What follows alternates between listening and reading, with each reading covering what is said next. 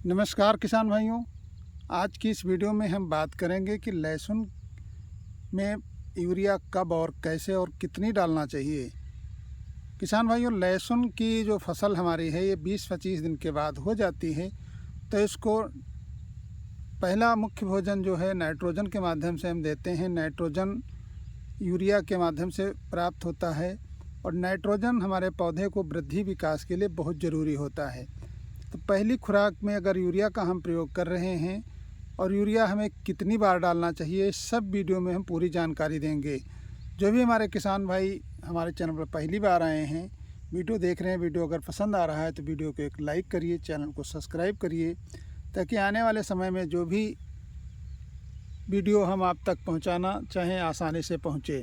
तो बात करेंगे कि यूरिया की पहली खुराक यानी नाइट्रोजन जो हमारे पौधे को मिलता है, पहली खुराक और दूसरी खुराक और तीसरी खुराक, इन तीनों की पूर्ति हम कैसे करते हैं।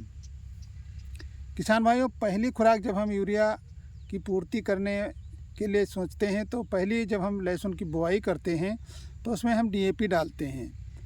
डीएपी के माध्यम से हम 18% जो नाइट्रोजन है पौधे को मिल जाता है, या फिर अगर हम एनपीके का प्रयोग कर रहे हैं तो 12% एनपीके के माध्यम से हम यूरिया की खुराक पहली डोज में देते हैं। बुआई के बाद जब हमारा लहसुन जमाव होता है और 20 से 25 दिन का हो जाता है, उस समय भी हमारे लहसुन को नाइट्रोजन की बहुत ज़रूरत होती है।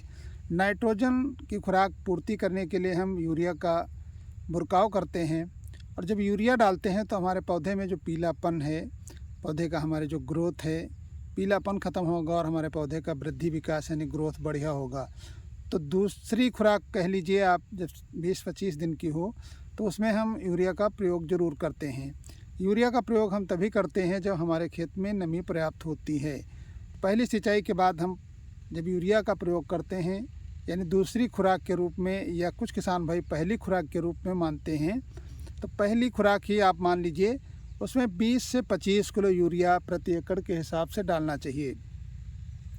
जब सिंचाई करते हैं 20 से 25 किलो यूरिया अगर आप इसमें डाल रहे हैं तो आपके पौधे का वृद्धि विकास होगा और हमारा जो पौधा है लहसुन का, ये नाइट्रोजन की खुराक पाते ही अपने ग्रोथ पे चल देगा।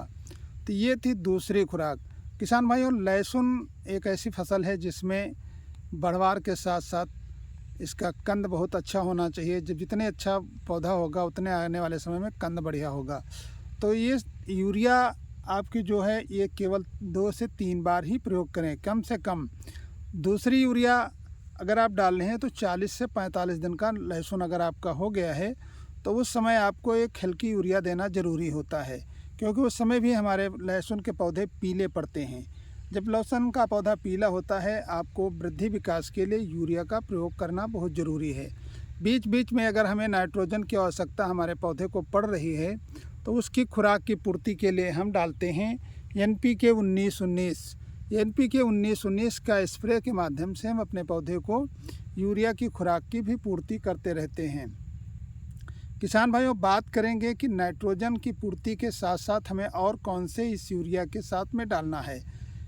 यूरिया की जब हम सिंचाई के बाद खुराक देते हैं यानी 20 से 25 किलो प्रति एकड़ के हिसाब से यूरिया डालते हैं, इसके साथ में हमें दानेदार के रूप में या तो बायोविटा लेना है या फिर सागरिका इफ्को की आती है उसको लेना है।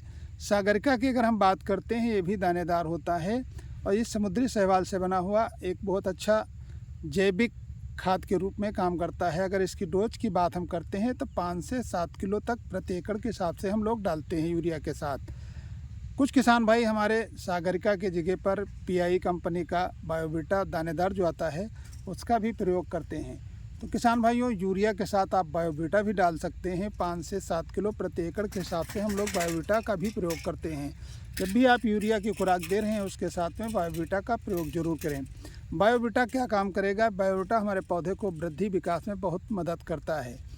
तो इसलिए आप दूसरी यूरिया डालने की अगर सोच रहे हैं, यानी जमाव के बाद दूसरी यूरिया, तो 40 से 45 दिन के बाद दूसरी यूरिया की खुराक पूर्ति कर सकते हैं।